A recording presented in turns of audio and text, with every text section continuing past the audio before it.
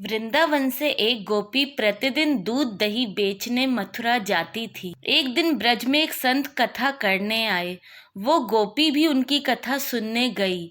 संत ने कथा में कहा, भगवान के नाम की बड़ी महिमा है। इस नाम का जाप करने से बड़े संकट टल जाते हैं। नाम तो भवसागर से तारने वाला है। यदि भवसागर से पार होना है तो भगवान का नाम कभी मत छोड़ना। कथा समाप्त होने के बाद वो गोपी अगले दिन फिर से दूध बेचने चली गई। उसी बीच रास्ते में यमुना जी थी। इसको देखकर गोपी को संत की बात याद आ गई कि संत ने कहा था, भगवान का नाम तो भवसागर से पार लगाने वाला है। उसने सोचा, जिस भगवान का नाम भवसागर से पार लगा सकता है तो क्या उन्हीं भगवान का नाम मुझे इस साधारण सी नदी से पार नहीं लगा सकता। इसी निस्वार्थ भाव के साथ गोपी भगवान का नाम लेकर यमुना जी की ओर आगे बढ़ गई। अब जैसे ही उसने यमुना जी में पैर रखा तो लगा मानो जमीन पर चल रही है और ऐसे ही वो सारी नदी पार कर गई। दूसरे पार पहुंचकर उसे बहुत ही प्रसन्नता हुई और मन ही मन सोचने लगी कि संत ने तो बड़ा अच्छा तरीका बताया पार जाने का।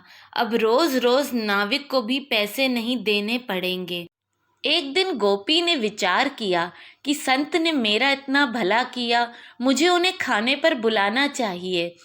अगले दिन गोपी जब दही बेचने गई तब संत से घर में भोजन करने को कहा। संत तैयार हो गए। अब बीच में फिर यमुना नदी आई। संत नाविक को बुलाने लगा तो गोपी बोली, बाबा आप नाविक को क्यों बुला रहे हैं? हम ऐसे ही यमुना जी को पार कर लेंगे। संत बोले, गोपी कैसी बात करती हो, यमुना जी को ऐसे ही कैसे पार करेंगे? गोपी बोली, बाबा आपने ही तो कथा में कहा था कि भगवान का नाम लेकर भवसागर पार किया जा सकता है, तो मैंने सोचा जब भवसागर से पार हो सकते हैं तो यमुना जी से पार क्यों नहीं हो सकते। मैं ऐसा ही करने लगी, इसलिए मुझे अब नाव की ज़रूरत नहीं पड़ती।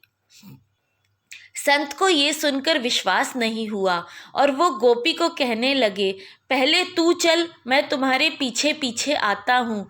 गोपी रोजाना की तरह नाम का आश्रय लेकर यमुना जी को पार कर गई।